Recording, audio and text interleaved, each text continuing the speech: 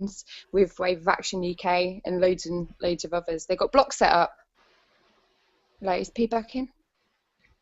Not yet. But Yes, I am. oh, there you go.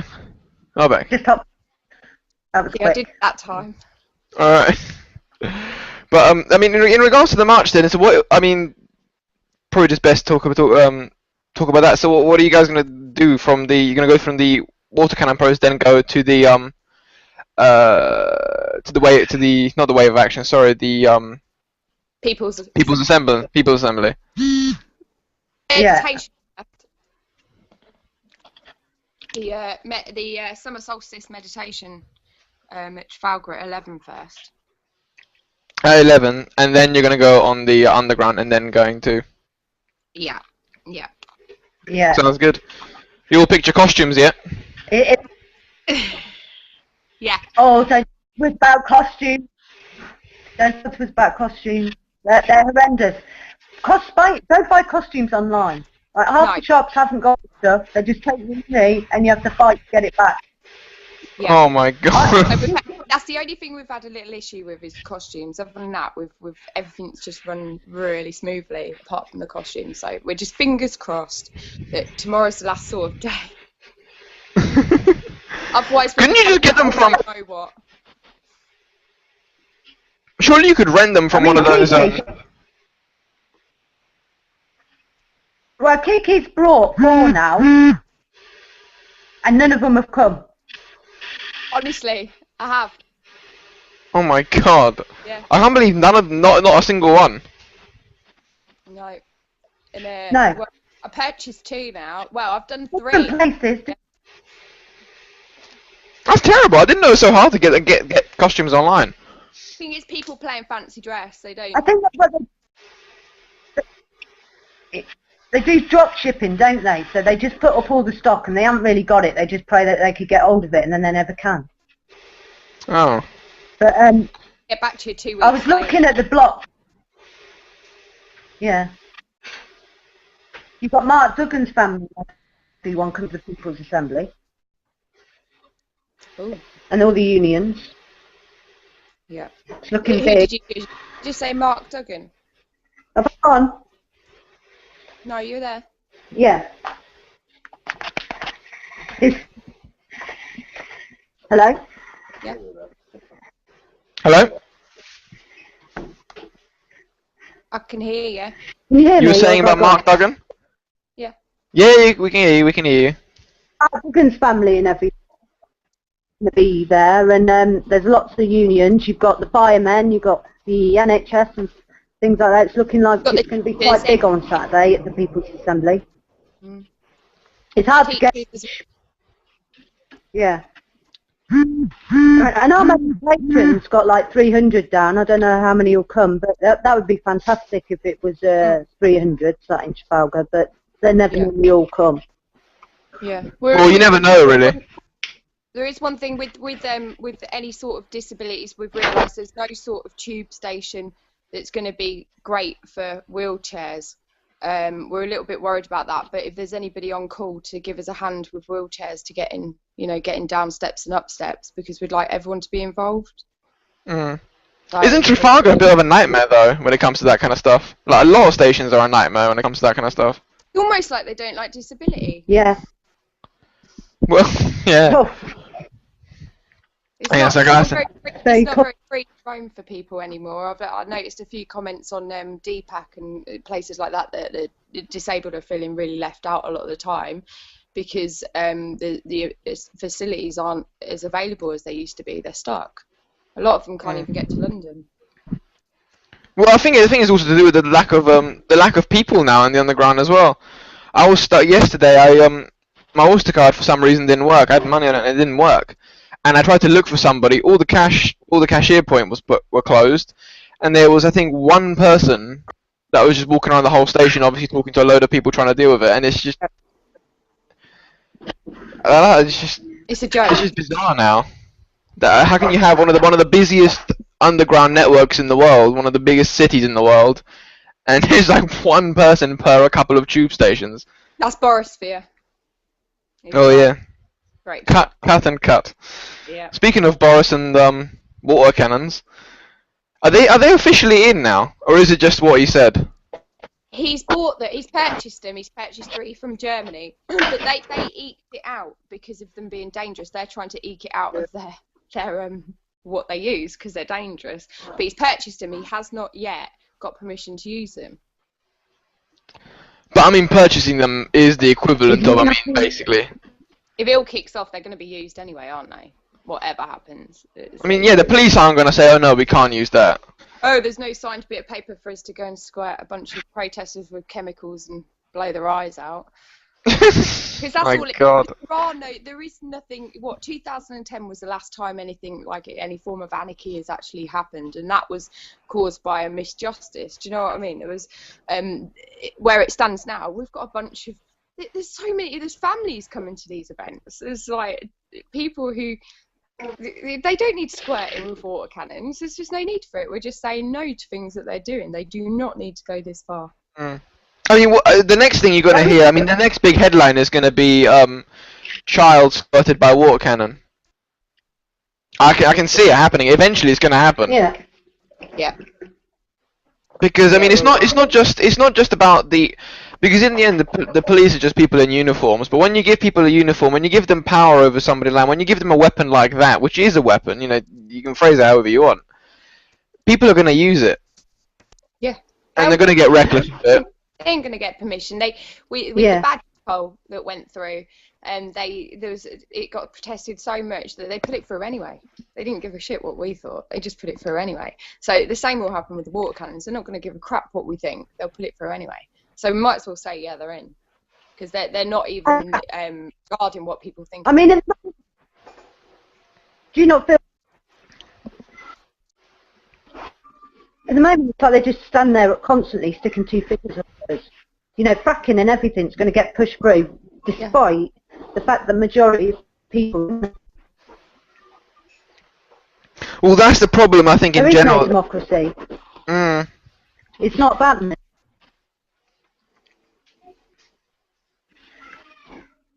You keep cutting out. But yeah, no, I think that, you know, the problem in general. No, I was just saying that. Sorry, I was just gonna say that I think the problem in general is the lack of engagement with people, and I mean, you know, who you know, the powers that be, whatever you want to call it, are taking advantage of the fact that people just aren't interested. Not that they're not interested, they just don't know how important it is that they do become politically active and politically motivated. Because at the moment, I mean, with the gagging law, most people didn't know it was going through. To be honest, it's quite a big one as well. 38 Degrees did quite well fighting that, and I know that I did quite a lot of help with that one as well, and there was nothing we could have done about that. It got pushed through anyway. It wouldn't have mattered what they do. But you're right, not enough people were aware of it. It got slipped through. Yeah, I mean, I'm sorry, but if, for example, 70% of the people in Britain suddenly said no, they wouldn't have gone through. It's just because there aren't enough people that are actively doing something. Yeah. And they're actively getting, not just voting, because voting is only one part of it, and realistically doesn't really change much right now, but, you know, standing with your local union, or standing with your local society, or whatever it is that you want to get involved in. I think that's what I'll suggest is the massive problem, that people aren't engaged as much as they should be, and they don't realise how dangerous it is right now, if they don't. No. Not because it's physically dangerous, because at the moment it's not, but it's P cutting out. It's getting there. I was getting there. I paused because he was still talking. It's still cutting out. You're cutting in and out. I've not said anything. I'm not talking. Oh right. Well, I think what the People's Assembly has achieved, which we've all failed to sort of do a little bit, is managed to get a few of the unions out, and now they're out for this first time. To be honest, we'll get to mingle, we'll get to chat, and I don't know what to expect from this weekend, to be honest. I'm really looking forward to it. I think there's going to be a lot of different actions. There's so many groups coming out. There's so many people coming out. I think they've really done justice to this. I just hope they take it for what it is and use it wisely, because there's a lot of people, and a lot of people want things done. They want a change, and having that amount of people out on the street, I hope that they pay attention to what's happening, because it's good achievement what they've done. No, I mean, I couldn't agree with you. I think the People's Assembly have done loads, and so, I mean, the thing about it is all these organisations, it's not just the Occupy movement, what they have sort of pushed through with the amount of press coverage they got and all that. I think it's just we're just getting to the natural tipping point where you push people far enough, eventually people are going to start to wake up and realise what's going on. It's just a matter of time. Are people going to wake up quick enough? I think it's the problem. I think there was quite a lull going on, and like you said, people have lost faith in marching and things like that.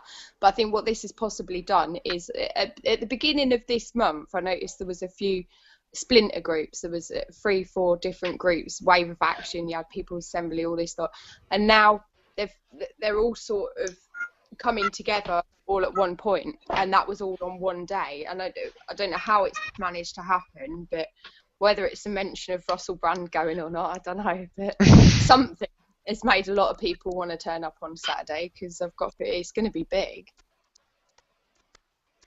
Yeah, no, I mean, yeah.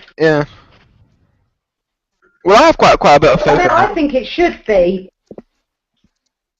It should be Manchester size, but it won't be, which is a bit of a shame. Just looking at the Facebook figures, but they should. People should get behind the People's Assembly a bit more. Yeah, because they've got the. The problem is that different groups. Different groups and different ranks all have their own agenda, don't they? Then the People's Assembly, like, anyone can step under it and come together, and I just think that people should support it more, instead of, it's easy when you're an activist to get caught up in your own things, but if you do that, we're never going to come together. No. We do have to work as a team. A bit of an ego thing. Egos to one side. Yeah, there's too many ants protecting their anthills rather than going off and trying to create a mountain. Do you know what I mean? There's a few anthills going on, but they're not willing to come together, drop their anthill and their status to come together to make a mountain. That's the thing. That's what you got to do. You got to drop your status. You got to drop what you are. At the end of the day, we're all exactly the same. We're all people. It doesn't matter whether you've built up a whole group of people that will march. You've got 30, 40 people that are going to march at London on one weekend for the bedroom tax or whatever. But these people need to come together. They can't just keep. I know it's good that they're changing things for each social sector or each group, but it's on a whole, all it's doing is keeping it at bay for a very short period of time. It's not actually doing any long-term change. We need a collective. We need all these little groups to stick together. I couldn't agree with you more, because I mean, if you take the bedroom tax for instance, right? I mean, there was a lot of people that went to protest against it. There was a lot of movement against it. But I mean, if you just stay separate, all it's going to do is, yes, you may repeal that one, but another law is going to come out. Yeah. And then all you're doing is actually postponing the inevitable. Instead, if you get together as a whole, then your message becomes a lot stronger, because you're not just protesting about one bill, the bedroom tax, or about one thing to do with the NHS, but you're talking about the whole issue that is going on in society. Your message becomes amplified across loads and loads of different issues. Yeah, definitely. And you've basically, with that, it seems like it's going well at the minute. You've got people standing up for people for getting evicted. You've got Fathers for Justice and things like that. They're seeing change, but they need more support. And we need to support each other as a whole. Each group needs to support each other as a whole. There's another event also on the People's Assembly. You've got a sack the system for BBC. So that's going to be going on opposite as well. So that's another event that's going on at the same time as the People's Assembly. So and going against the BBC, out front of the BBC, which is also going to be another bunch of people that are coming at the same sort of time. But they're also willing to join up with other groups. Do you know what I mean? They're willing to come together as a whole, which is what Wave of Action was trying to do. We want to bulk up other people's events we're not an event.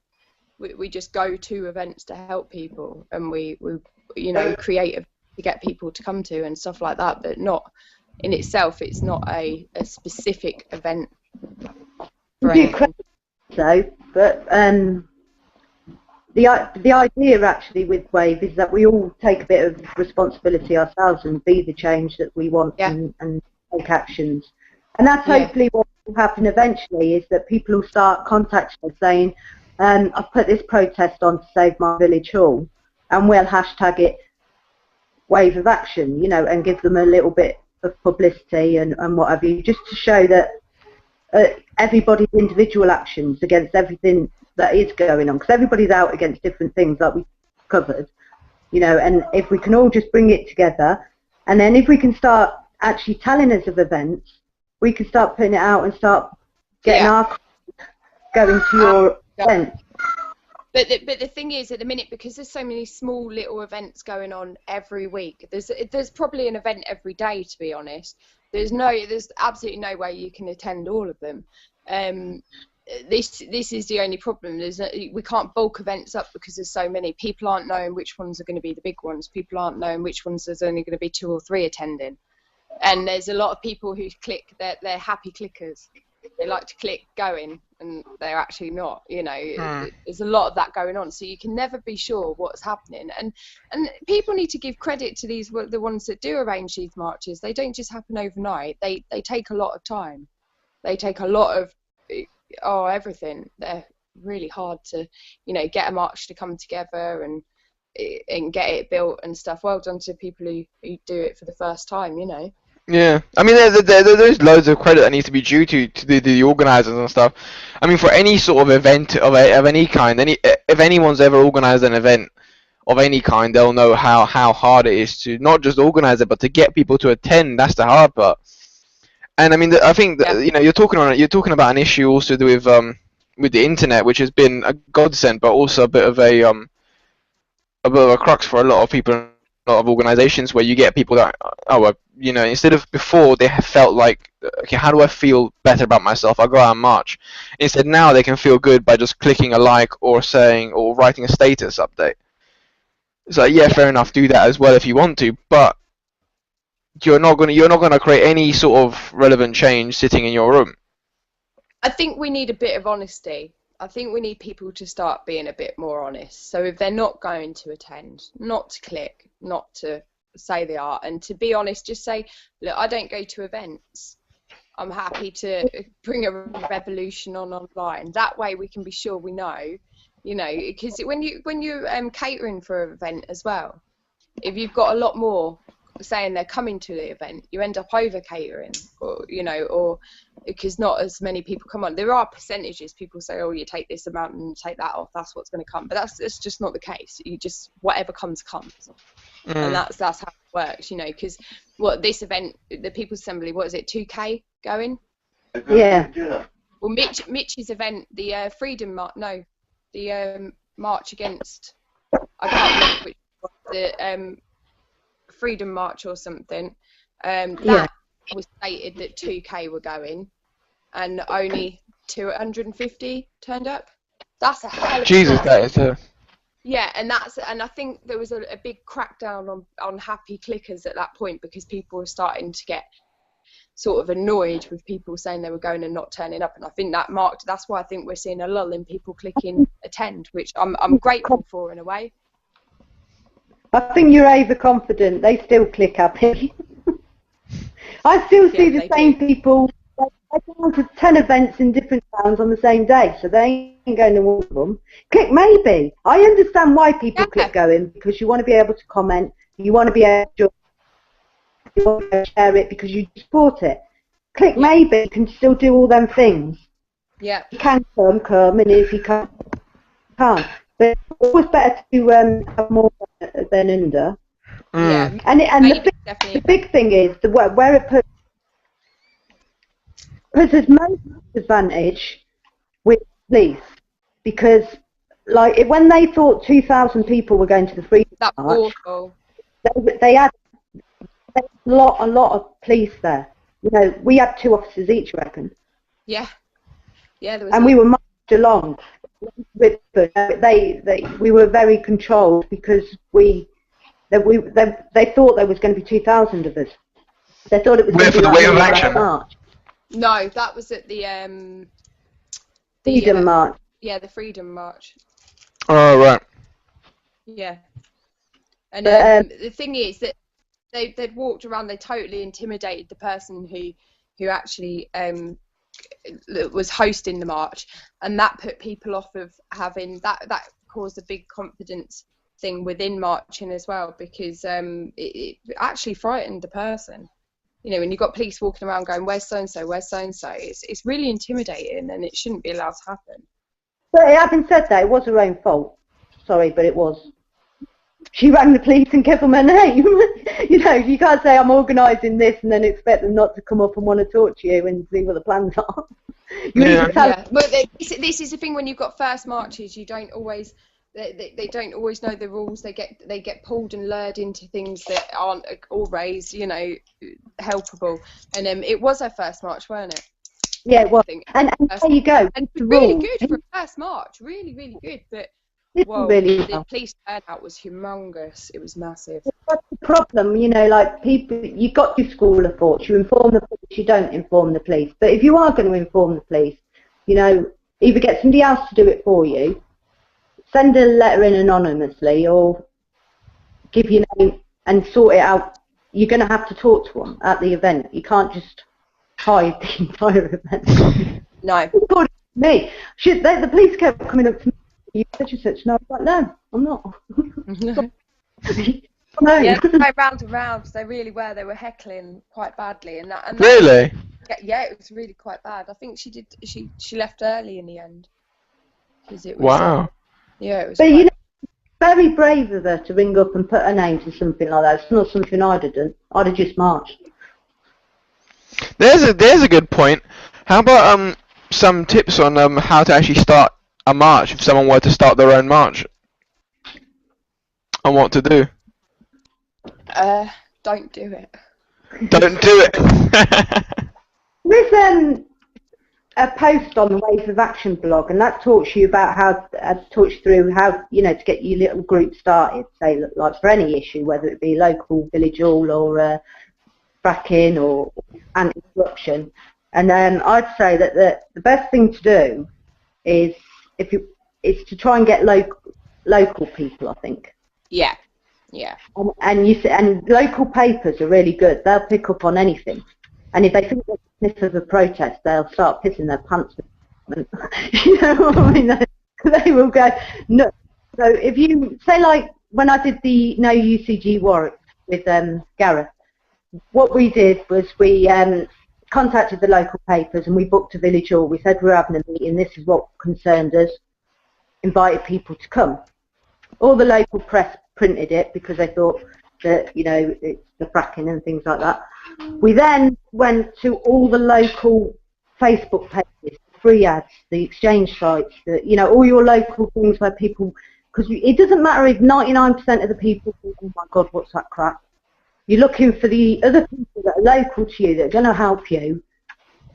And you can do it wider, you can do it national on like the anonymous pages, the Occupy pages and things like that. If you look at, you know, I'm just on about focusing locally. Mm-hmm. You only need a couple of people local to you to help out. And the local media seems to be a lot more attentive, I've noticed. And they tell the truth more often. Yeah. I'd say. And yeah, definitely. I mean, they did great with us on the promoting everything. I've been to the local press board because they care about local issues, and they will also pick up on national issues because they go along topics of the day, you know, and things like that. So they're quite good. And then after that, after you've had your first meeting, you know, you're going to have to sort of like work out between yourselves what your aims are and just concentrate on them until you have your meet. And when at your meeting, the most important thing, if you have a local meeting or if you have an online meeting, is make sure you've got all your contact things. You know, that everybody who's listened to whatever the issues are has a way, because I know somebody did one first and they didn't have any printed website things out or anything at their meeting, and they had no way. They're having to write everything down for everybody. So Yeah. just have some simple leaflets printed with how people can get in contact with you. When it comes to actually arranging a march, get your Facebook event up, bang it everywhere again, and Plug it as police, constantly. as police, that is really a personal choice.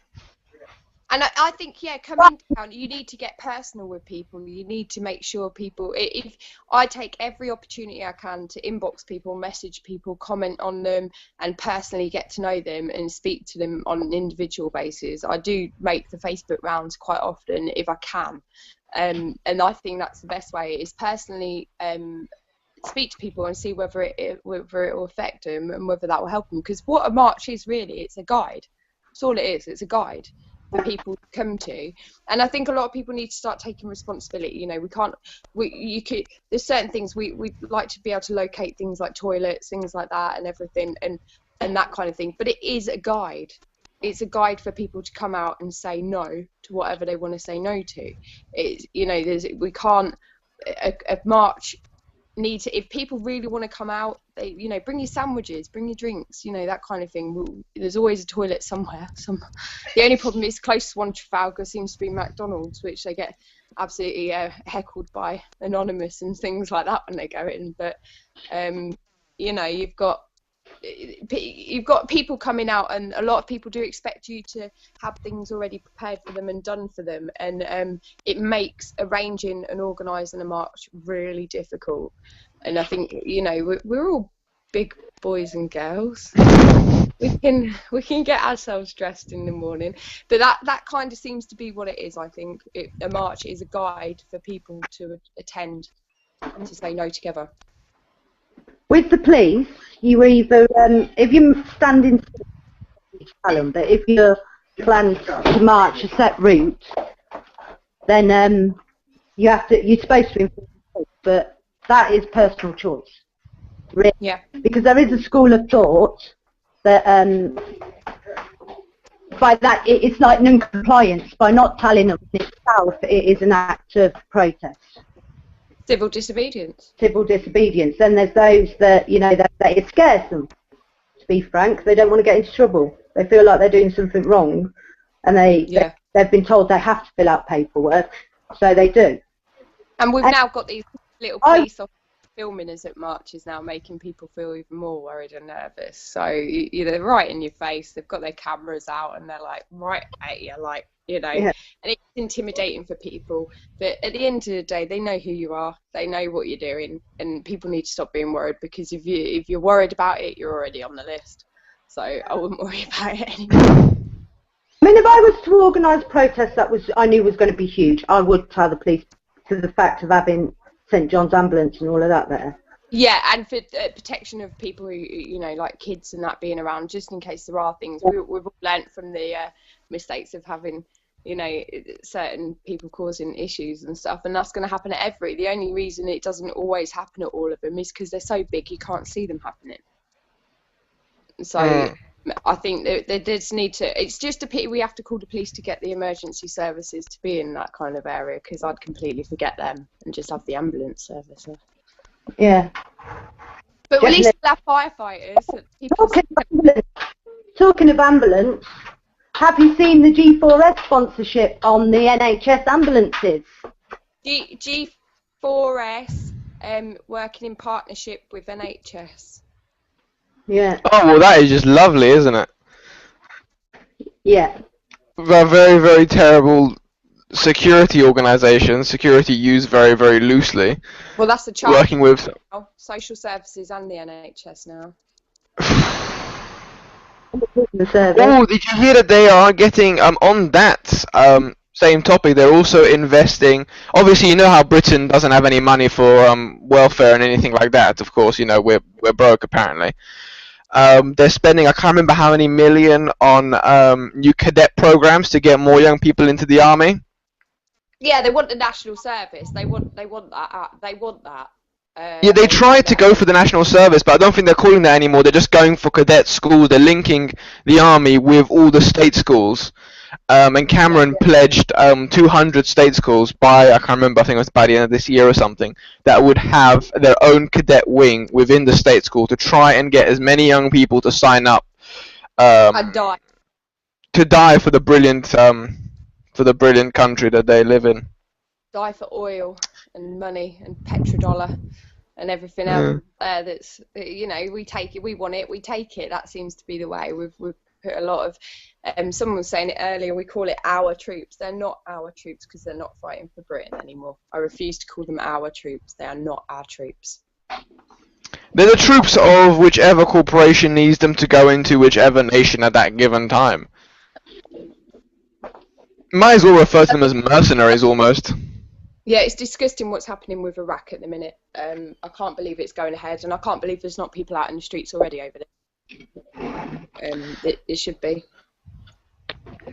I mean, is there something new developing there, or is it still the same? As in, what, a couple of days ago, last week, that kind of thing. Well, they're saying that there's no troops in there, yet we've got troops clearly that have gone out there.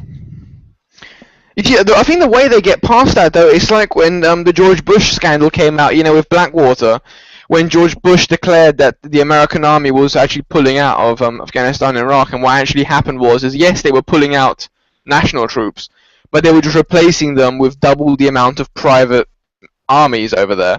Yeah. One of the biggest being Blackwater, which had to rename and rebrand themselves because they did so many atrocities that they couldn't live with their own brand because it was toxic. To be honest, that's G4S, isn't it? Blackwater's like a little form of G4S. It's our British sort of. Well, that's the British version of it. That's just our version. Yeah. Which probably makes it worse because our version didn't actually even change their logo. They didn't care. No. Let's just fuck up the Olympics and then take over child social care. Yeah, well, let's see what damage we can do to the children now. I just can't believe that it's been entrusted in those people. I can't believe it. Well, I can't. Everything that's gone on, there is nothing that I can't pick fault with. Look after my dog, let alone my children. No. I wouldn't let house spiders. House it for me. Yeah. To be honest, I've got to a point. I walk into a shop or a bank and they walk past me. I can't help sneering at them, even if they're, you know. I just think I can't believe who you are. I know what they're going to be doing. They are going to be our police force soon. They're going to be what's going to restrict us from everything. And I think it's good to set that ground straight away. Rather than a bit of trust, because you can't trust the company. You know, you've got Serco, you've got all of them. All they're out for is for the corporations. They're not out for us. They're not here. Well, I think the picture in America said it best. You know, where they had military tanks and all that lining outside McDonald's headquarters, looking after you know, the corporate interests, as opposed to the people that were just protesting for a living wage in the US. You know, it's not. Do you see the way they were treated as well? And you've got there was the protest. Do you see the gay march, where there was a young teen, and they literally the police officer just started like hitting her, like punching her in the face. And Jesus. And the thing is, we're not seeing it in the UK yet, because I think the UK has to keep its balance, and it has to for corporate companies, because it's the back door to dirty money, and that's why the UK seems so solid. But we're not. They just have to keep it that way. And I don't know how they'll control it when it does, because obviously you've got America and countries like that where already people are being beaten up, attacked by policemen. Here it's not as bad yet. We've got things, you know, you've got Mark Duggan, I think there's Leon Briggs and people like that. Well, did you see the ULU? Did you see the ULU protest? You know, the student union protest in London? Yeah. That was just talking about policemen beating the hell out of you know, vulnerable teenagers. There was one that it was caught on camera and stuck on YouTube, as all these things normally are. Saw it. And he just punched him clear in the face. And I don't care what that kid said to him. It doesn't matter. The point is, if you're a policeman, you're supposed to be upholding the peace between whatever. But you're supposed to be trained for that kind of thing. So no matter what, because they're angry. Of course they're angry. So things may be said that you may regret afterwards or whatever. But the police should never react like that. There is no justification for somebody in that position of authority to be able to react the way he did. Well, mate is right. Right is right. Yeah. You know what I mean? How quickly does it escalate to like Albuquerque and things but like it's like we're talking earlier about that drone with the pepper spray and the blinding lasers for protesters that a company can buy to use on striking, and I thought we all had the right to strike. Please, you know, again, For now. You said about the military things outside McDonald's, and now you've got another company that's brought drones to stop striking employees. You know, hang on. There's something really fucking wrong here. Sorry, but there really is. That a company can use weapons on people that are standing on its customers. They are doing. Or the people who don't want to be its customers. If there was ever a time to sort of justify the saying what's legal isn't always what's right, I think that is the epitome, you know, with that drone thing. Yes, it's legal for them to use drones and pepper spray on individuals, but that's clearly not right. I mean, it was like the Guardian did an investigation recently when I was telling you about the how they're militarizing social sciences now, where they're trying to find social ways of effectively condemning protesters and making socially stopping people from protesting, you know, making them accept civil society, making them accept government's decisions as fact. Accept it, do your fucking job and provide us a system that we can let you do your job without having to say, no, you're not doing that right. Not stand against us and use shoddy techniques to brainwash people not to do it. Well, the thing is, it's working in every way. With things like travel, they're making travel so expensive. It's almost now a luxury if you can travel. People they're like, oh, I don't know if I can afford it this month. You know, that means it's a luxury to travel. So they've already basically made it so that travelling for protesters, because the majority of protesters are protesting because of the austerity, and they are of a standard where they're sick of it. They've had enough. They can't take anymore because they can't live anymore like they're doing. That also means they can't afford to get on a train and come and protest. And they've already created that. They've got the network where they've made Facebook so that posts that are promoted are going to be the ones that are, you know, Facebook's not for poor people anymore. It's not going to be there anymore. You know, social media will be, they are not going to allow us our voice. One way or another, they'll take that voice away from us. Well, they're already dealing with net neutrality. I don't know if you heard about that, but that's another massive issue where they are going to be splitting the internet. So any company that has a website that can afford a faster speed connection will have their site loading in a couple of seconds, less than probably a couple of seconds, you know, almost immediately. And then there are other sites that, if they can't afford it, you know, like Greenpeace, like charities, like anybody that creates social action sites normally, will not be able to afford the faster internet, and therefore your site will load a lot slower, and therefore it's going to destroy. I mean, they're saying that it's going to be, you know, two different types of traffic. Yeah. Bollocks! It's just going to destroy anybody that can't afford it. It's going to destroy them because nobody in their right mind is going to stay now on a site that loads slowly, let alone if it's going to load even slower because of a lower internet connection. Exactly. And it's not because we don't have the technology to do it. We just don't want to do it because we don't want. Well, the people that control the internet, you know, the corporations and whatnot want to stop that freedom of information, realistically. Yeah, exactly, and the thing is, they're gonna do that in every single way possible, because once they've cleared that, once they've passed through the freedom of information, took away our right to protest on the street. To be honest, that's not going to happen. That will cause riots. If they do take away the protest officially in the street, it will cause riots. It's just simple, and they know it, and that's what they're going to go out to achieve. This is why we need to do something before it gets to that stage, because we need to do this peacefully, we need to do this calmly, we need to make sure that they don't get riots out of us, because that's what they want. They want to be able to use their little toys and their you know, things like that to attack us in the street, because that's the way they're going to win. But you know, all the while that we're fighting, all they need to do soon is pop in that word domestic terrorist, and that's it. We're all gone. You know, they just free up a bit of space in the jails with paedophiles, let them all out, because obviously they're not being convicted rightly as long as they're on a big budget at the minute. Let them all out, and you've got enough space for domestic terrorists, people who are fighting for firefighters not losing their jobs and stuff like that. That's not a terrorist. That's just a protester. But it will be spam. I mean, all it is now is what's happening, and what's really, really quite saddening is that we're getting a society that is effectively, we had democracy, or we were growing into a democracy at one stage in our recent history, and suddenly, out of nowhere, we've just gone full circle. All of our governments have lost complete and utter power over themselves. Corporations are now effectively kingdoms. I mean, they're acting the exact same as states used to do when they had kings and queens. Yeah. You know, if you disagree with any corporation, big, multinational corporation, they will hunt you down and destroy your civil rights. Obviously, not in the same way that the states did. Well, same as celebrities as well. Roseanne Barr was, I think it was last week or the week before, she was on TV saying that even celebrities can't do anything. They're blackballed by these big people. They can't do anything because their lives would probably be more at stake than ours, because they could be publicly destroyed. Whereas if you publicly destroy someone like me or you, they'd be like, yeah, it's another person, that kind of thing. But these celebrities, they've got a lot to lose. They're at a stage where they can take them down. There's many ways they can take them down. In so many ways, they can destroy their reputation and have them out of the media. And to be honest, a lot of them, I don't think, would risk it.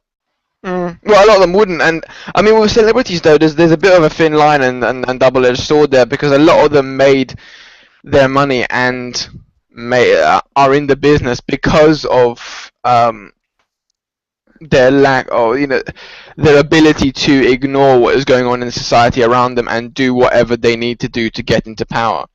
Yeah. We don't have to mention, we don't have to go that. I think in that feat, it's whether they want to sell. Some of them do, some of them don't. The ones that don't seem to get very far, and it just goes to show that that's the way it is. But when you think of how much power they've got over people like that, and how we're fighting for it, you realise how powerful the corporations have got, and how quickly I think they need to be removed from that power. I really do. They're irresponsible. It's like giving a 5-year-old like the rule of the world.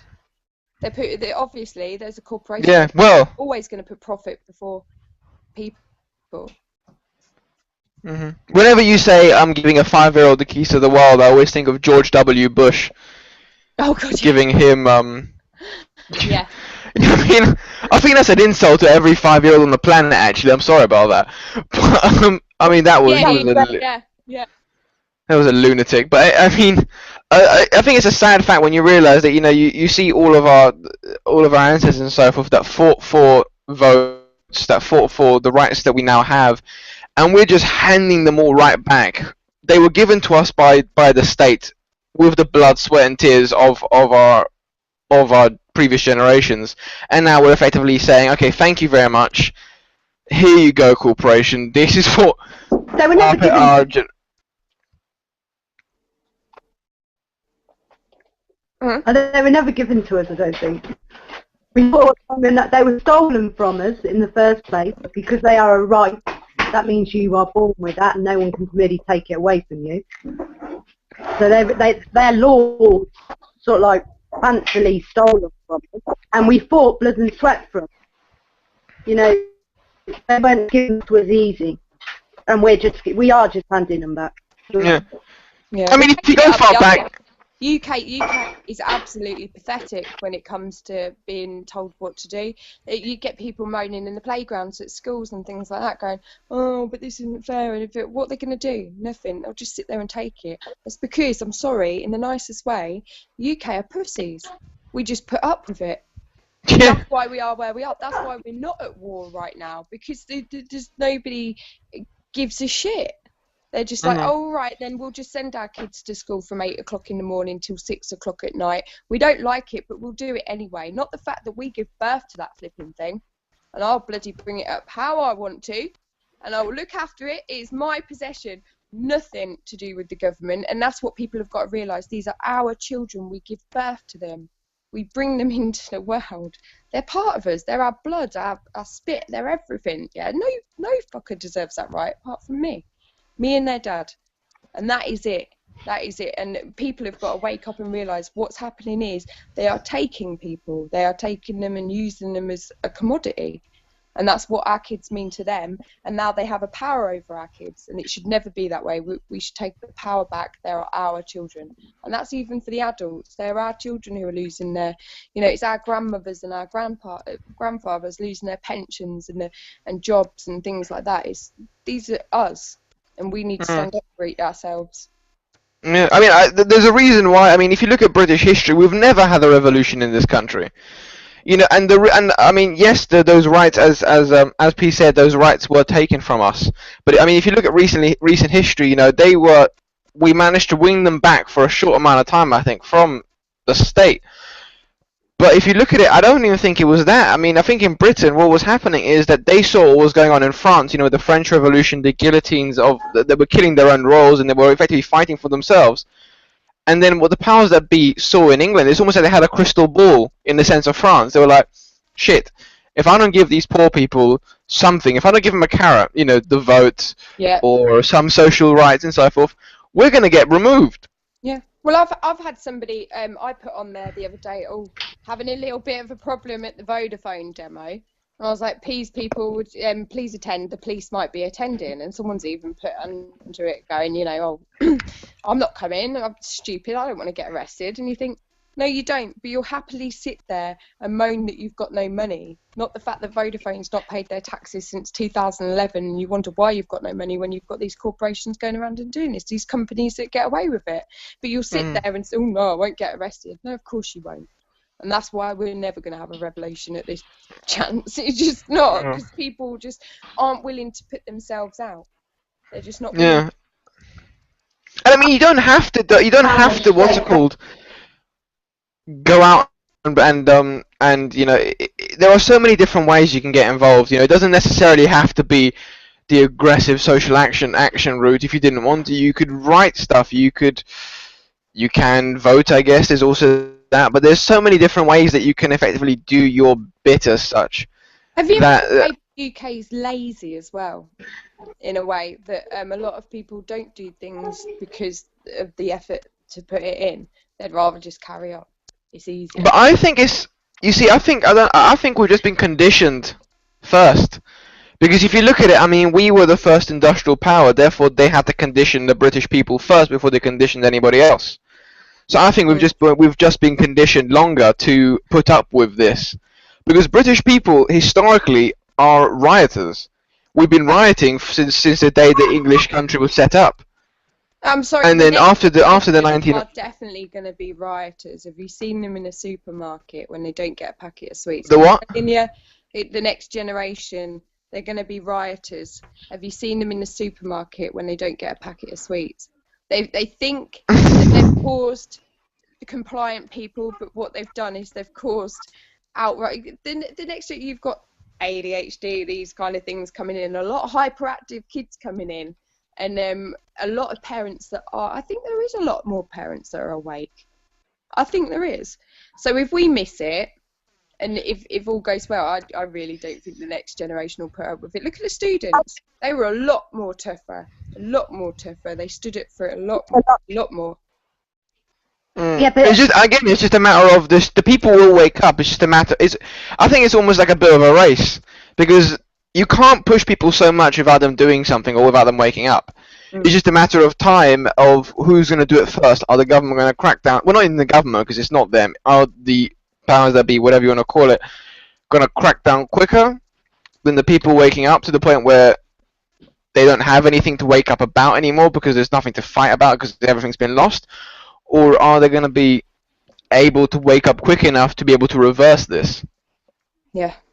I mean, that's the worrying thing. And I mean, if you look at what this generation now is doing, at least it's almost like laying the groundworks for, what some people call Generation Y. That it's almost like it would lay down the groundwork for the next generation of people that are going to create social change. I think it is. I think both sides are. That side. I hear a lot about kids nowadays, they're just like selfie mad and celeb mad, and they just want to make it a quick buck. They want to get their boobs out, or they want to get on Big Brother, and that's how they want to. But even those sort of people are, when the opportunities don't arise in their life, we struggle, because we are going to have cuts, and some of these people are quite precious, and they don't like having what they want, and they are going to bite back. That's what I think. You know, think we're going to have a different type on ground. I don't think they are. I think that they're going to throw their bloody rattles out the pram when That's what they... I think. I was just saying to him that with that, when you look at our kids, you look at the way that they act when the teachers do something wrong. These days, there's such an injustice in the child. They have to have justice. They can't handle it that Harry got away with whatever. You know, it's like, it's crazy. It's crazy. But that's a good thing. I think that's a good thing. Yeah. Because, I mean, it may, you know, the kids in the playground, all that kind of stuff may seem petty and small, and sometimes it is. But it's all about starting somewhere. Yeah. And I remember the work I do, I remember speaking to a load of teachers, and it was so depressing hearing them speak about these kids. Because not that it was great to hear what the kids were doing, but the way they were talking about them was as if the kids were unruly, they were nuts, they were always, you know, fighting about something, they were always verbally telling the teacher off or schooling them or whatever. And I was just thinking, but you're teachers, you should be proud that the kids that you're teaching are being able to speak for themselves. And I think the problem also, I mean, if you're gonna go into also the idea of education, I think the educational system has got a lot to answer for as well. Because the teachers nowadays,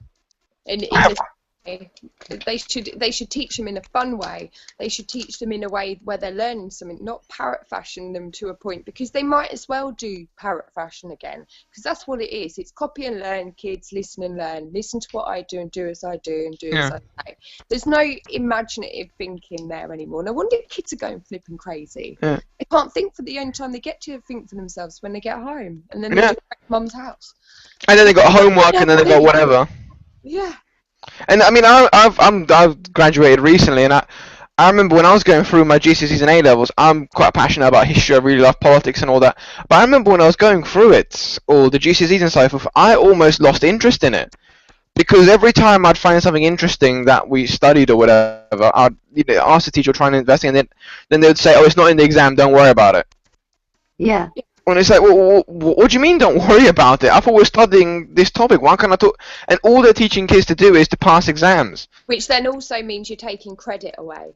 And credit, we all know, credit is the one thing that children thrive off of. They love it. That's the only way that I would ever bring my children up. Credit the good, really ignore the bad. Just don't give them no credit for it, and eventually it goes away. And it does, because kids love to be appreciated.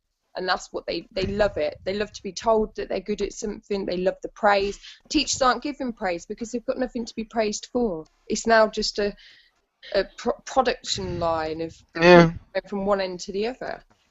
And now they're going to be sending the most into the army. Sorry, Karen. My son recently did some exams at school, like you were going back to what you were saying, and he had a question on his exam paper, and he answered it. And then he did his exam, and he was really happy with all the questions, and he was with his mate, and he said to his mate, how are you? He says, oh, the engineering teacher said you cheated in the exam. So he said to the whole class, the teacher said that Tom in the other class has cheated on the exam. And Tom thought his mate was like winding him up, so he just went in there and was like, did you say it? And he said, yeah. And he was like, why? And he said, because you answered a question that I hadn't covered in class. Now, I can tell you, he spent about 2 weeks on Google looking at the health and safety manuals for his written assignment, because he wanted to get all the questions right, and he didn't quite get, because it's the first time he's had to write a conclusion and, you know, an introduction, an aim and a conclusion, and he didn't really know what he was doing. He studied really hard on the internet, and he picked up, obviously, because there were work manuals, a lot of stuff that weren't the engineer teacher hadn't taught him, and so he managed to answer an extra question. and he got called out in front of everyone as a cheat. He said, I don't know how you did it, but I'll get to the bottom of it. You can't possibly answer questions I haven't covered in class. That is the kind of rubbish that gets that. I mean, I've got a huge grudge in regards to the educational system, probably because I've just come out of it, and I just feel like a lot of it was just a waste of time. I mean, I've had similar situations happen to myself and my friends. It's not uncommon. It's really not uncommon. And it's not. The point is that the worst thing is, I remember it was a situation similar to that with one of my friends when we were doing GCSEs. And what was worse is that obviously he wasn't proven to have cheated at all, because he hadn't. And then, well, the worst thing is that the teacher doesn't even apologize or acknowledge the fact that they've made a mistake. And I think that's the worst part of it, is because and then the teachers wonder why the kids grow to dislike them and dislike the people in that profession. Because if you treat... There's also so many rules against teachers getting any kind of friendship or any kind of solid ground on a personal level with children. Because, do you remember, you could always go to your teacher when you were, well, you wouldn't, because you, like you said, you've just come out of education. That probably was dust for you by the time you got to school. Yeah, no, you wouldn't. A time when your teacher was your confidant.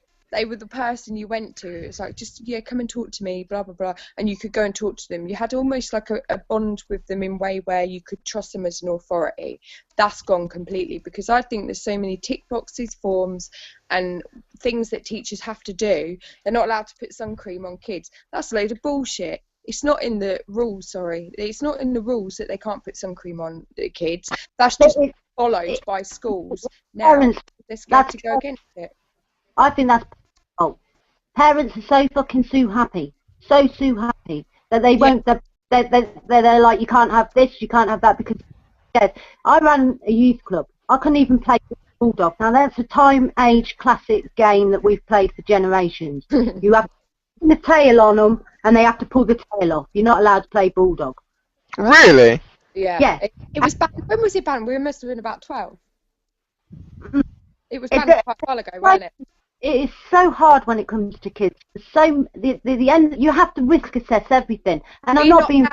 Our kids aren't allowed down the park in the school in the morning while the parents are there for health and safety reasons, because there's no teachers out watching them. Not the fact that the parents should be clever enough to watch their own kids. If my daughter falls from that slide, I'm quite sure I will go over and help her in what way that I, whatever I can.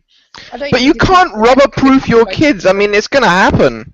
Yeah. They're gonna hurt themselves eventually. It's almost like the natural thing that you'll grow up in life. You're gonna get bruises. This is like, I remember there was an incident a while ago, again when I was I remember there was during winter there was a load of snow. I can't remember what year it was, and I remember some of the throwing snowballs around as you do in the morning before school.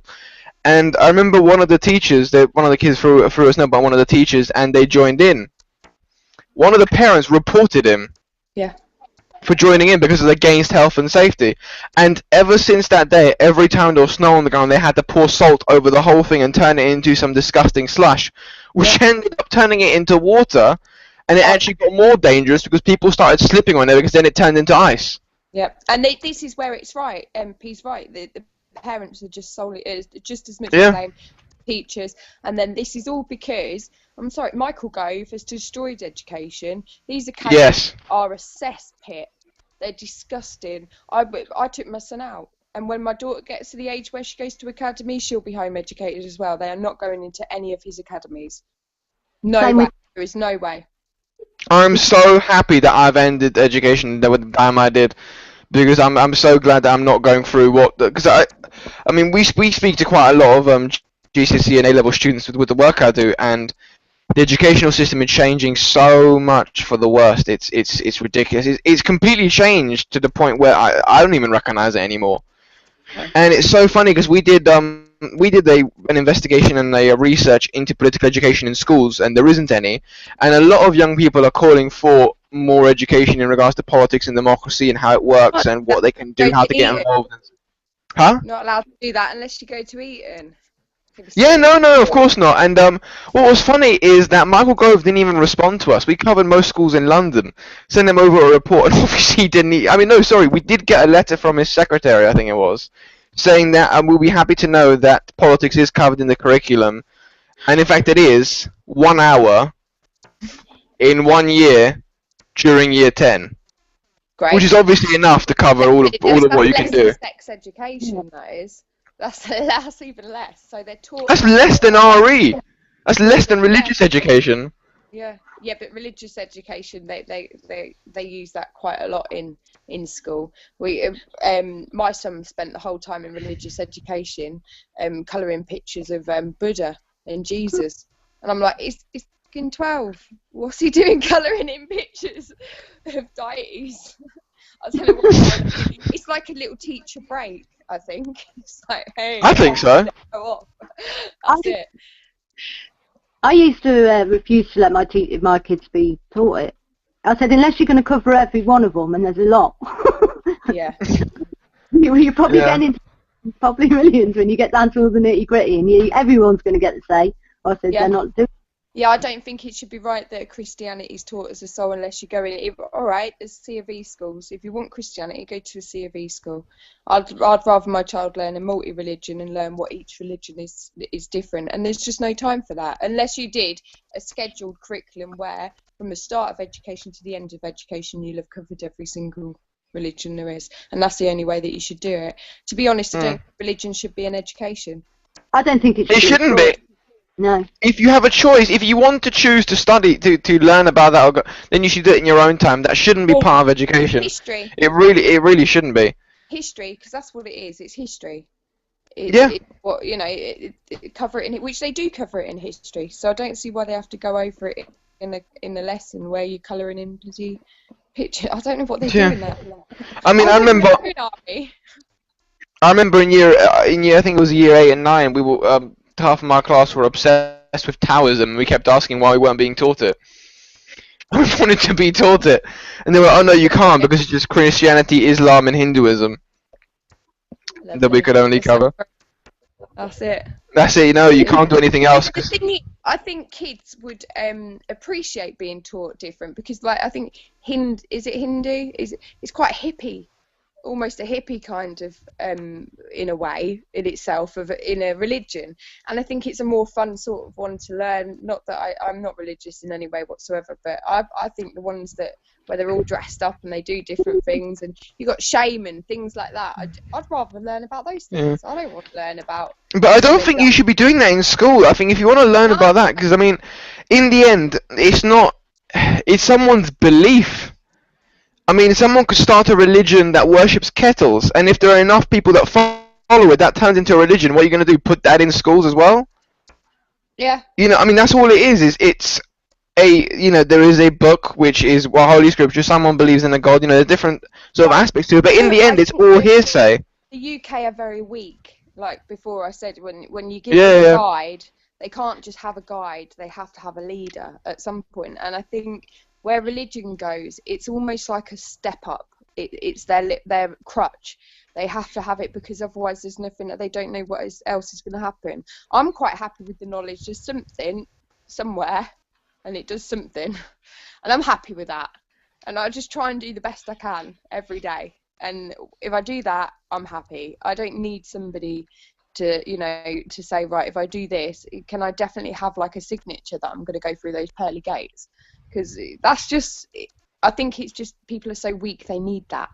And I think the way to describe it all, I completely agree with you, and I also think it's I mean, I used to always think that religion was a bit of a way of control almost, because if you tell somebody that, okay, I know your life isn't good now, I know you're not as rich as all, politicians, corporate types and so forth, but if you stick to it and you become a good British citizen, you listen to what the government does and you behave yourself well, you will then get rewarded when you die.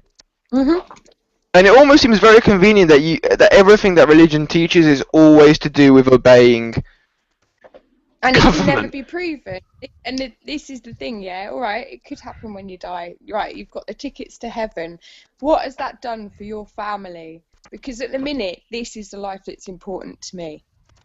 And Yeah. I think everybody should focus on the life that's important to them. And to be honest, even if it, like with Jesus, of course, he's a bloke. He was an occupier, and he took down things like, you know, he wouldn't have had this. He'd have took the banks down if he was in this day and age. I'm sure he'd have had more problems. There's more people. Well, he was a revolutionary. Control now. What was it? He was a revolutionary. He was fighting against the Roman Empire. Was it him that said it, or was it somebody, you know, like one of the stories? But it's easier for a camel to pass through an eye of a needle than it is for a rich man to enter the gates of heaven. Who was it who said that? But that's true. Right. Mm. I have no idea. I don't know religion very well. It scares me a little bit, so I don't venture into it much. I have heard of that before. It's probably the truest thing. It's probably the truest thing.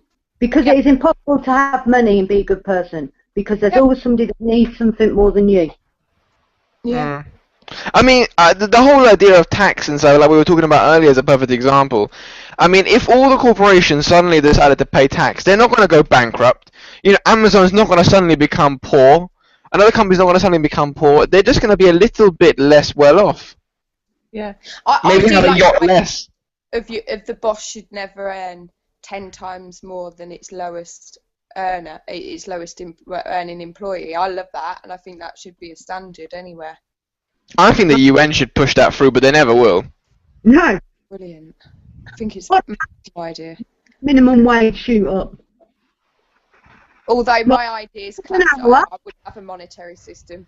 It's all gone broken. The monetary system's gone to pot. It's broken. It needs to be done away with. So I hate money because I'm like, yeah. It's about pushing poor. Beaky got a nasty surprise from Barclays today. Oh yeah, that was horrible. I hate them. What happened? So much they've waged war against me, and millions of other people I would have thought as well. Oh my God, what? You know, an overdraft, as of the 16th of June, you don't get an overdraft with Barclays. You get an emergency loan. It's an emergency, which is a borrowing emergency or something. Wait, from when? Emergency borrowing, it's called. That's it. And from Monday. Oh, okay. Monday. But so you don't have an overdraft. It's now a emergency borrowing fund thing, which gets charged at £5 a day, to a maximum of £35 in a week, in a month. So basically, right now, if you're poor and you live one benefit day, you know, checked each week, and you go over £2, you're going to get charged £5 or whatever for each day that you're over that £2 till your money goes back in. Mm-hmm. Now, if you have an overdraft of, say, 5,000, you've got a good credit rating and things like that, you take £5 out, you're going to pay the same fee as the took out £2 overdrawn. Mm-hmm. That's I mean, what I don't get about that though is, and how that is even legal is mind-boggling in itself. Because it would be like, if we, for example, exchange money, for instance, and I lent you, say, for argument's sake, let's say I lent you £100, right? Pay back whenever. That's basically what an overdraft was. You know, you could overdraft a certain amount of money and you could pay it back whenever to a certain extent. And then out of nowhere, suddenly I decide, okay, from Monday, if you don't pay back, or from today, I'm going to charge you £5 per day until you pay it back. Yeah, I went into an overdraft today. No, but if you went to court, for example, and I just added that into a contract, they would throw it out. They just wouldn't accept it because it's like, well, no, that's not the agreement you made. Yeah, exactly. But yeah, because it's a huge corporation, the laws don't apply. No. Well, you don't know. They might just do it from future ones as of last Monday. But, I don't see how they'll be able to apply to the old ones. Well, Barclays has just earned a mint off of me just through just doing that. And I would say they've done it to a lot of people who've just been caught short in the last week, because I didn't see that coming, and I went straight into my overdraft today without even thinking about it, and bam. I was like, what's going on here? And I had to like message it all. I was like, I don't understand what's going on. I don't get it. I'm being robbed. They're basically justifying charges. They're not getting away with their big ass charges because everyone claimed it all back. Well, now they've found another way to do it, because they're going to off the debt, because people are just going to keep going round and round in circles. Yeah. Well, that's, I mean, they make money off of the debt. They want to keep people poor, so that you have to keep borrowing. Because, I mean, banks, the thing about banks is that they don't actually make any money. Because if you think about it, all bank is a vault where everybody keeps their money. So how can you possibly have that as a business? Well, unless you make crooked ways. Of me today, because that's what it is, isn't it? That's what they've done. They've paid someone their wages from me today. That's what they've earned. That's their earnings is from that debt, and now I'll get charged again for each one that bounces. So that's £8 on top of that. They're going to get a healthy sum at the end of the day off people who can't afford it. But to be honest, I don't understand how it's things like where you go to a Tesco's petrol pump and they don't charge you it for 3 days. And what the bank will do is they'll mess it around so that certain credits come out at different times, and then it catches you. They just hope you're short on that day. Yeah, and I think they should just be a god honest, truthfully honest bank that says, put your bloody money in here, take it out when you want. Let's just pay a service. Everyone on the planet pays a flat rate to store your money. You pay the wage of the person. Simple. That's all bankers should be. If you want a loan, then I think loans should be separate from banks, and those loan companies should take it on their own head if they want to start companies like that. But I don't think a bank should be allowed to do loans. I don't think it should be able to do anything like that. A bank should be to store your money and to be able to withdraw it and to put it in as and when you please. And I think things like savings and that, you do it elsewhere. Do something not with money that's actually people's wages, people's life incomes. If you get tied up in a corporation, we can take the corporation down. We don't have to fight with these big ass people who think they rule the world because we've handed it to them. Yes, please give me your money. Please give me your money. They're working with desperate people and they're reaping it all back now because they're trying to. Is it debtor's prison? Yeah, I mean we don't own any of it anymore. I mean. The money that you have is not even there. I mean, it was like you give it to the bank, whatever bank you are with, and then they take that over like 1,000 people and they invest it into whatever, and they make millions off of your money. Have you and you see none of it. That debtor's prison. P, are you still on there? Well, you know more about it, don't you? Where the debt prisons, soon they're going to be trying to bring it in. Where was it? I see it somewhere. Debt prisons? Yes, so if you don't pay your debts, it'll soon become like an imprisonable kind of thing. Which already, when you think about it, BBC do that. And they've lost the right for that. They're trying to work it into the council tax, so that one way or another you'll go to prison for not paying your TV licence. So they try their hardest. So we go to prison for not paying for a TV. How wrong is that? And it was that rich paedophile. He got let out because he wouldn't last in prison. He wouldn't be able to cope with prison. Yeah. I think the funniest thing, right, is the tax breaks. You know how big corporations get massive tax breaks. I mean, it'll be funny to see one of us, for instance, when we have to pay our taxes, going to the tax man and just saying, well, I don't feel like paying this amount. Can you like chop off about 50%, or should we say 25%? How much are you willing to go for? Yeah. I mean, why not? If corporations can do it, why is there a law for them and not for us? I mean, it's in itself that they're breaking their own laws. Yeah. But there is a law for us, and then there's a law for someone that has over £1 million. If you're high class, you can have a break. Yeah. The world we live in. Like we know Vodafone ain't paid tax, but I'd like to know how much state benefit Vodafone gets in a year. How many of their employers get tax credit because they don't pay high enough wages?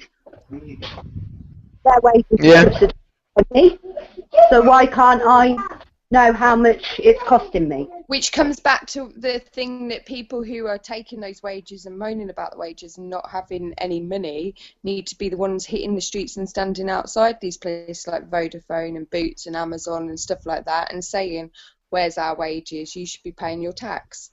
I mean, am I the only one? But I'm like, I look at some jobs and think, 10 years.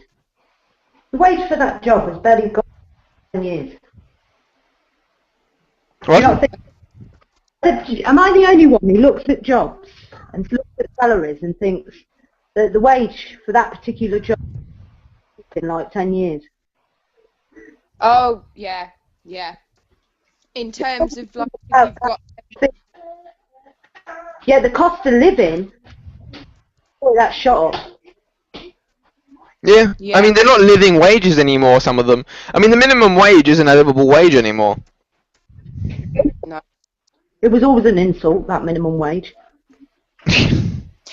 But then, mind you, you'll have propaganda the whole time for people to say, well, if you had a job and you had this, and you can have a single little bed sit with one window and a tiny little box with a shared toilet and a kitchen, you know, you can live comfortably. That's fine.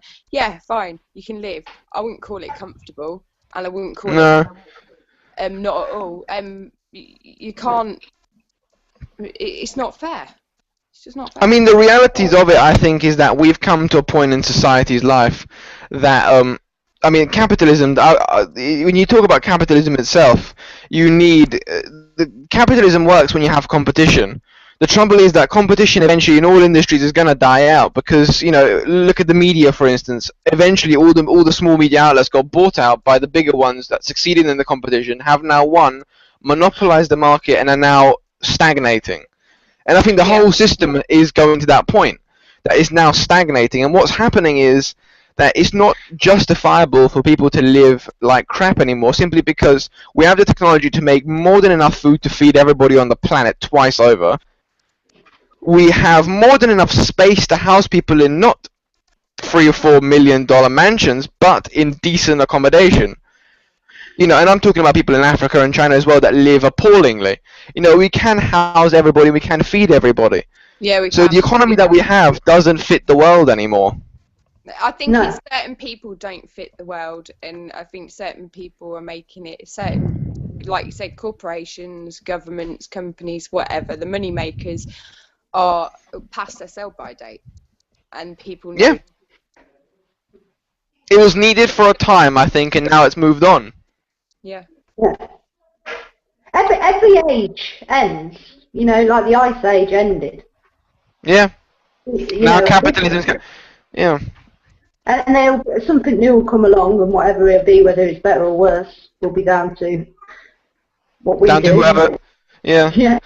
They'll look how at this age and think it was weird. Yeah. I mean, if you think about it, the thing about capitalism in itself is that they've started to make people believe that you know, money and stuff always existed, when that's not true. I mean, if you look at 100 years ago, we had feudalism.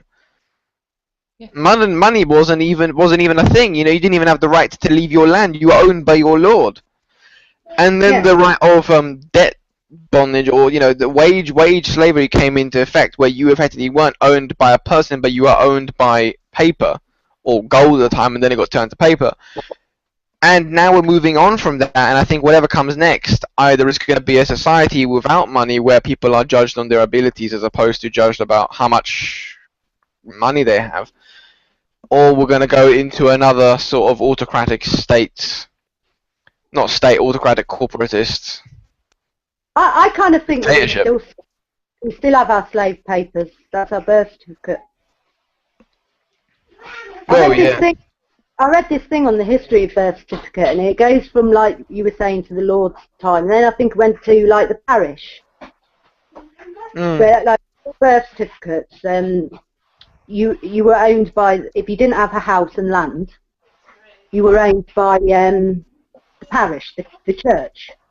And if you wanted to go and live in another town, it was a bit like now you need a passport to go to America. You had to get, like, travel permission from your priest to the priest of the next village, and they exchanged, like, their papers. and you'd go to the next village if those work and blah blah blah. Then they had a big land grab, and more people became paupers because they were your paupers papers. And then after that, you started getting birth certificates, which were done by the parish as well. So really, well, in a way, that's your medical file as well. It's just an extension of our slave paper. Yeah. It's still done in parishes.